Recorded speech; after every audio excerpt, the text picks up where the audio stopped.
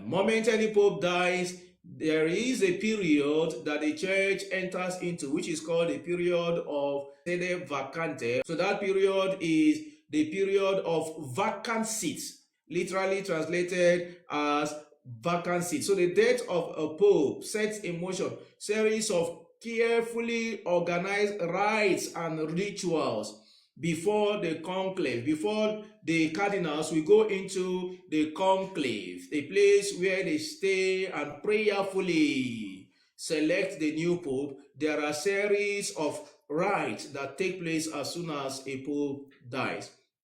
And the first part of this rite involves the certification of the death and a public display of his body for the faithful to pay their respect, followed by the funeral and burial rites. So there will be a certification that the Pope is dead, and that certification will be done by a cardinal who was appointed with this role. So Pope Francis died on Monday. But before his death, he had already revised some of the rites that are involved in the burial of the Pope, thereby simplifying them, making them simple. And then after the death of the Pope Emeritus, Benedict XVI, so he had to work on the rite, revise it, to emphasize his role as a mere bishop. He tries to portray the human face of those who are working for Jesus.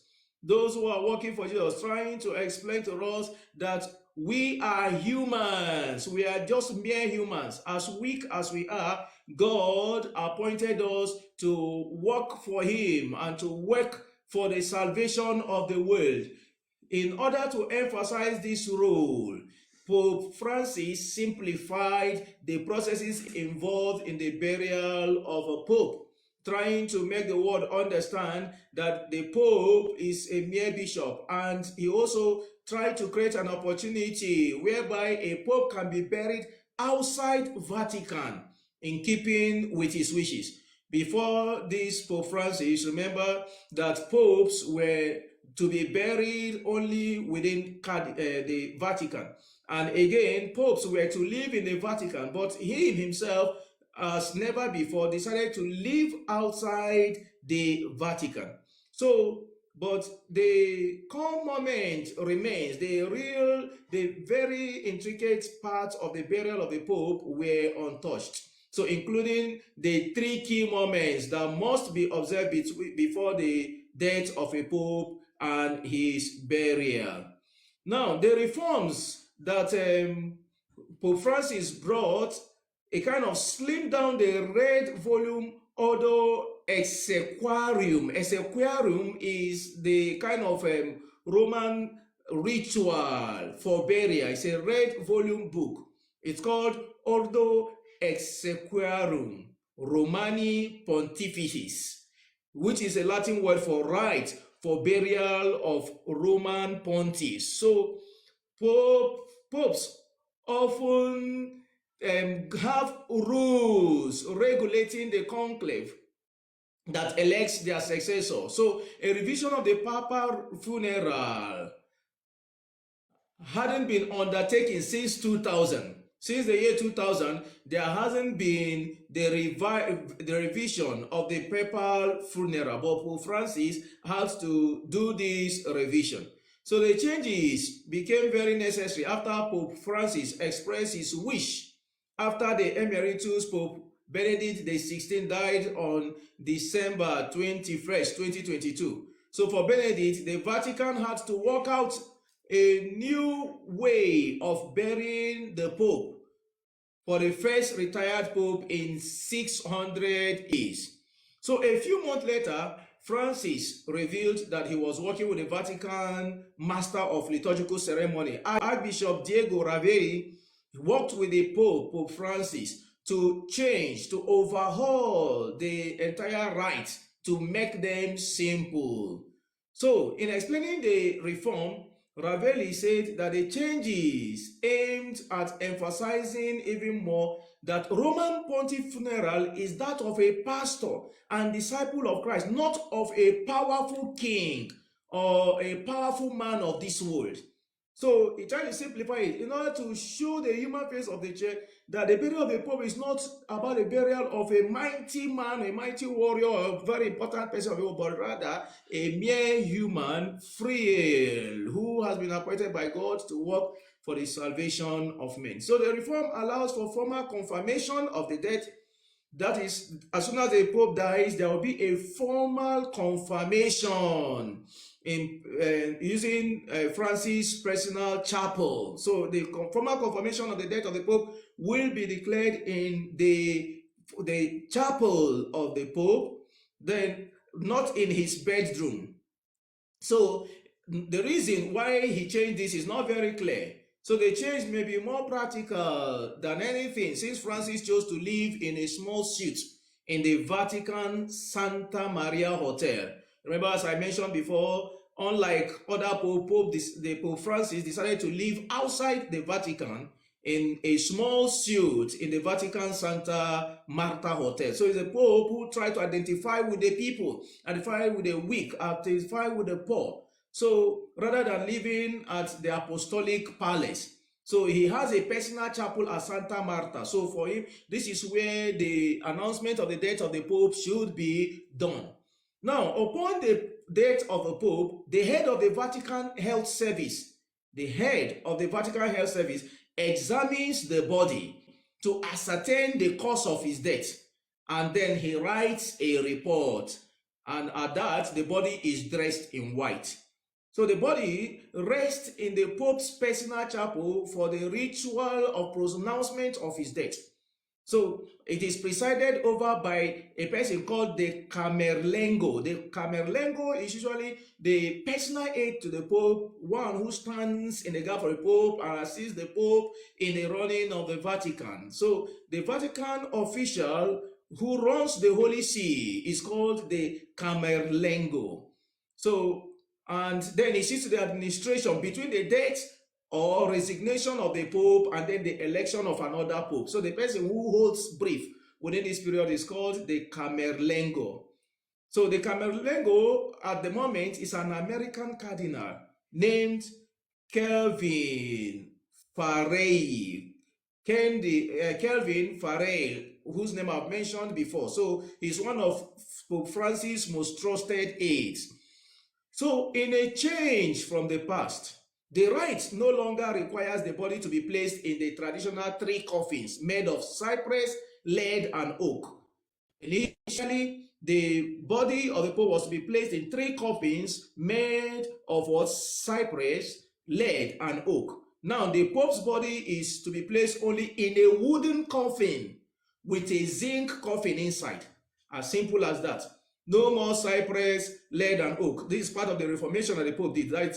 His body is to be placed simply in a wooden coffin with a zinc coffin inside. So the Pope is dressed in red liturgical vestments. His mitre, carrying his mitre is the cap, the traditional head dress of the Pope. That traditional cap the Pope wears, even bishop. So he carries his mitre, he puts on his mitre while in the coffin. And then the pallium, the woolen stole, pallium that he usually carry, one of the attire that the Pope puts on. So a kind of scarf is put upon him. Then we have the Paschal candle, a large decorated candle that we usually use at Easter, signifying the resurrection, is used or placed nearby the coffin. Then the Camerlengo, that is the cardinal in charge of Rome as soon as the Pope dies, drafts or puts down the formal declaration of death, attaching the certificate that had been prepared by the health service chief to ascertain that the Pope is dead. Now, the master of liturgical celebration, Ravelli, then decides when other faithful can pay their respect before the coffin is moved to St. Peter's Basilica for public viewing. So when he decides the time the faithful can come in to pay their last respect, at that point, the body is moved or the coffin is moved to St. Peter's Basilica for public viewing. So So when the body is brought into the basilica, the litany of the saints is sung, imploring the saints in heaven to intercede for our dear Pope. And the Camerlengo leads the procession. In another change, the Pope's body is no longer placed on an elevated bier.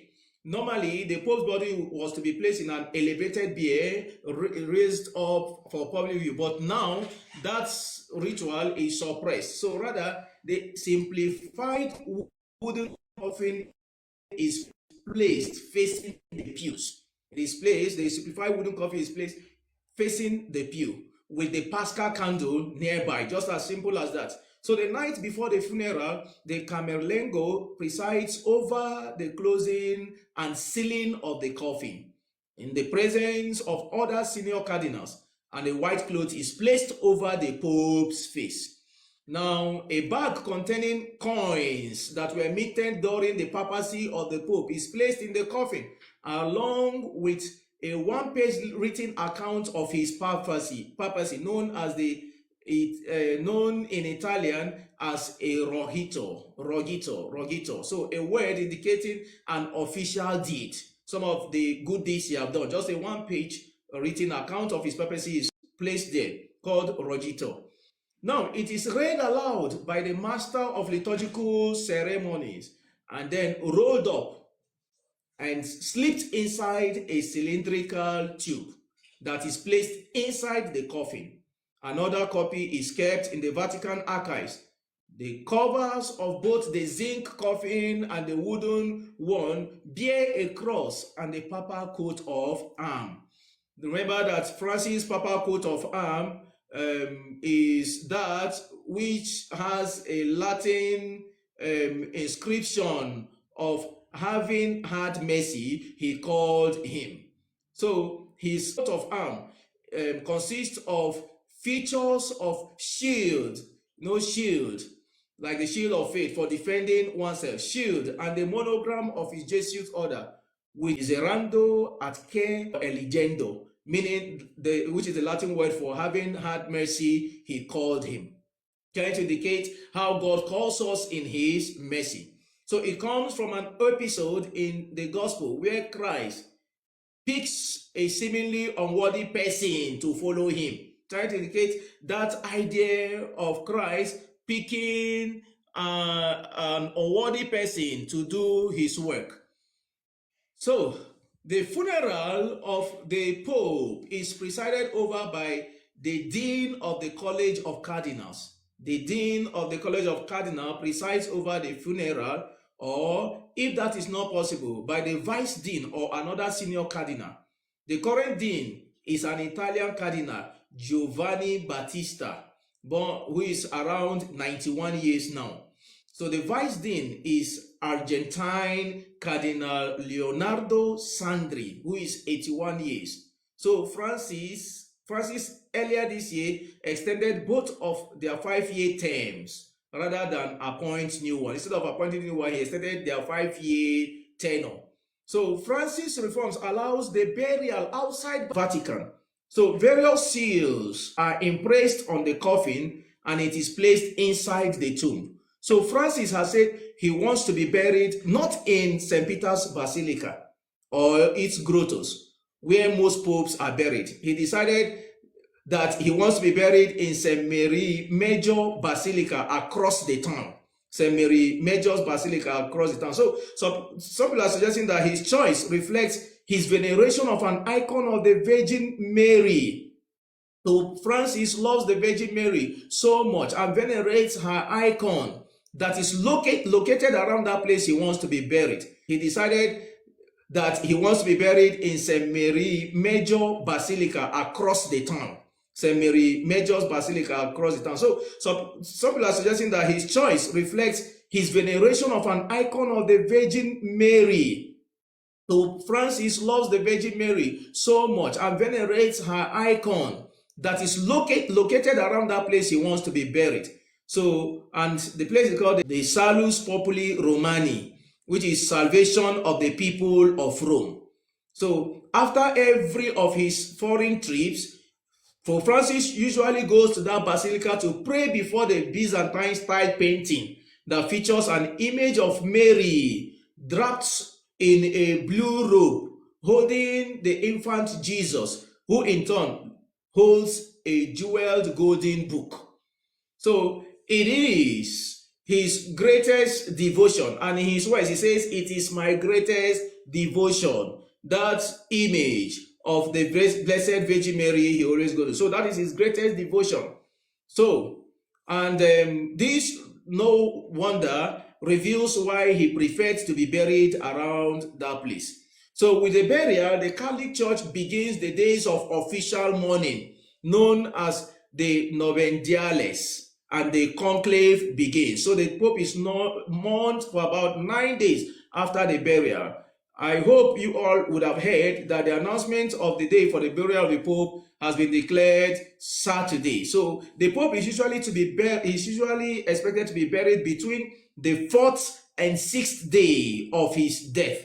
Between the 4th and 6th day of his death, the Pope is expected to be buried. And following that tradition, the Pope will be buried on Saturday.